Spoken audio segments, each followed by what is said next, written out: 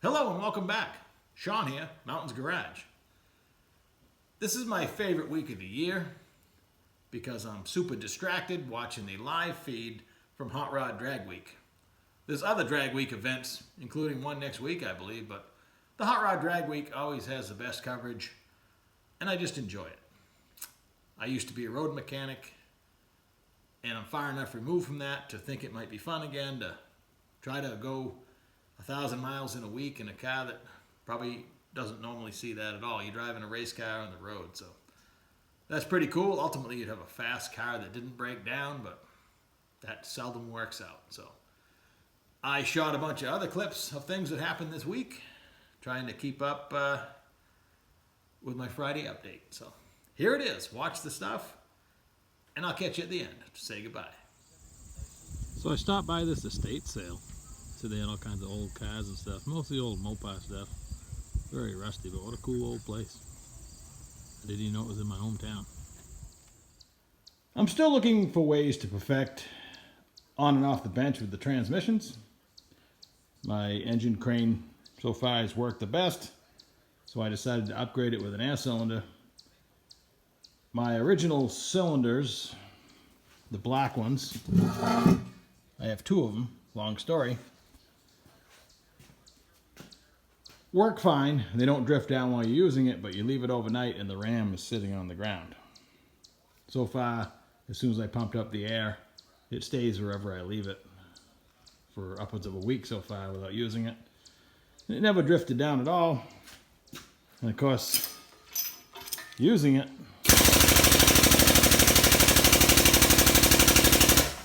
so much faster and easier.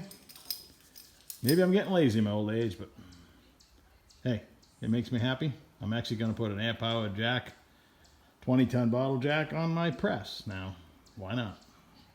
Just get her close and shove her in. I decided to put the second TH400 I dragged home last week up on the stand, more to get it off the floor, and once again I used the air-powered jack when I decided to stop everything, and I was already tired of having to get the rod out to operate the pin that was through here. You know what I'm talking about. The U shape on the end here locks into just a glorified pin. So I took a second with a hunk of aluminum. My knurling needs to, improve, but it works. And the original pin was a horror show. I tried to reuse it, but I was going to end up wrecking this, so I just put a 832 nut and a bolt all the way down through the hole. She's nice and tight. The ID I had to drill for the knob was 23/64. It's just a piece of aluminum, but now it works nice. And I don't have to dig out the rod every time. In fact, I can take it right away. Well, I guess I'll leave it here in case I want to use that. So, for whatever reason, if I didn't have any air. And as I sometimes do, I had no plan. I just chucked a piece of round stock aluminum in the lathe and started cutting and kind of let the final product come to me. So then I found this monster on Marketplace, next town over, super cheap. I have dreamt of this before, but too cheap to actually pay full price for one. But I dragged it home, and I've just got it clamped on the bench because never before have I drilled a hole in my actual bench.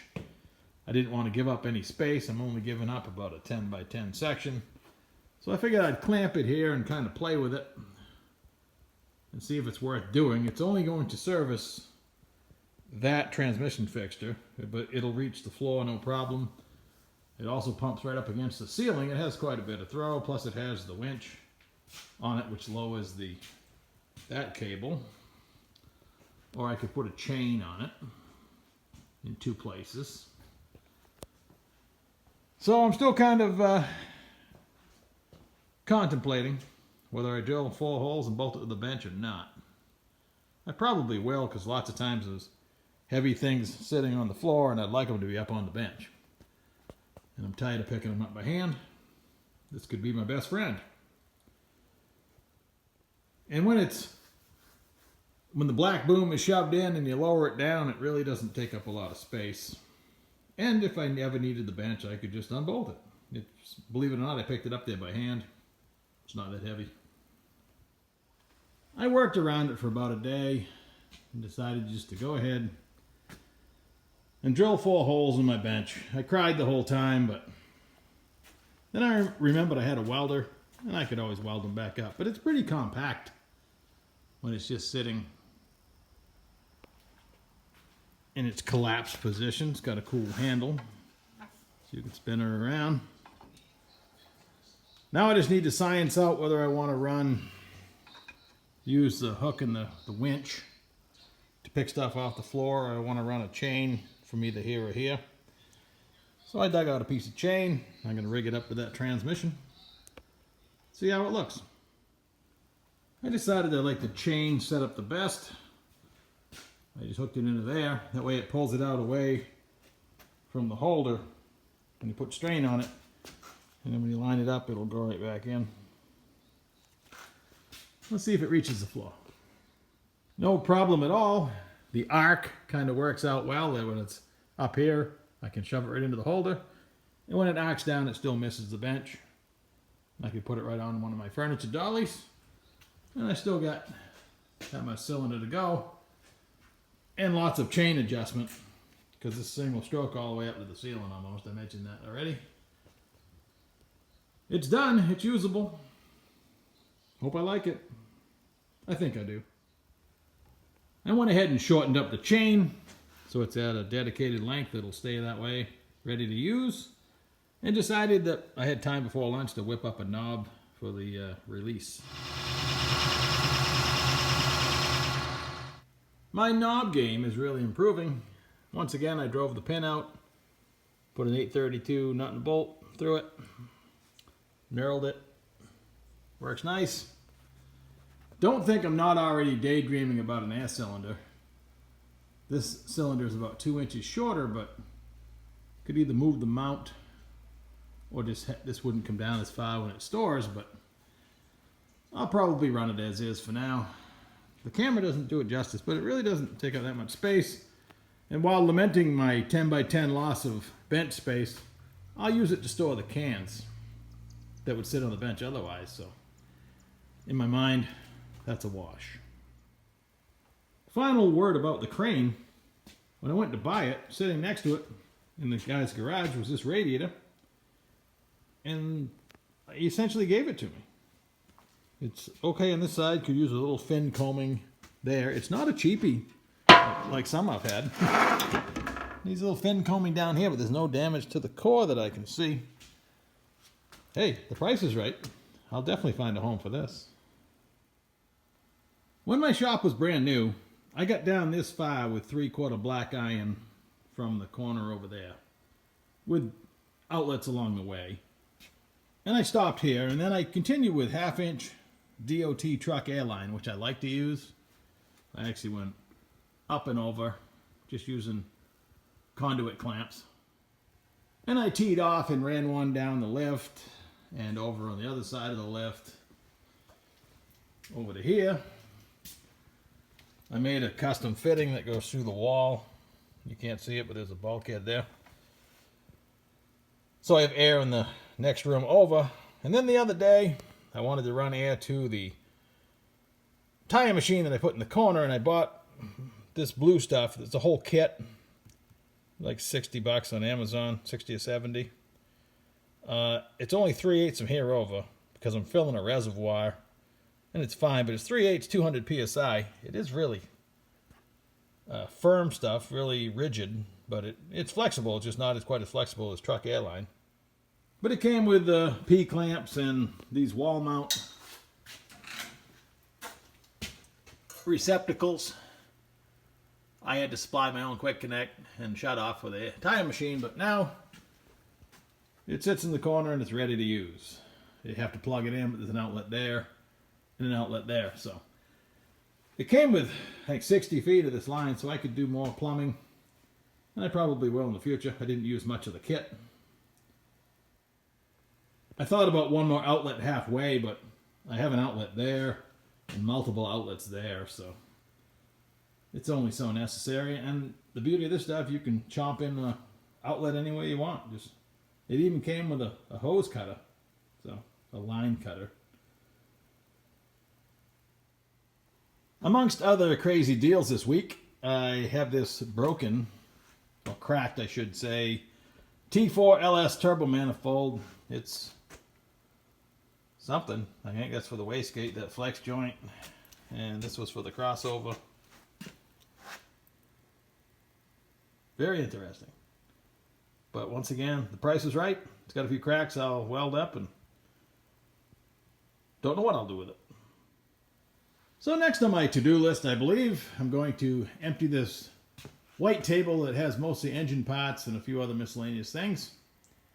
So I need to clean out this bay so I can finish swapping the calipers that I started a month ago and put the inner fenders in that Nova and park it over here so we can get going on a few other projects.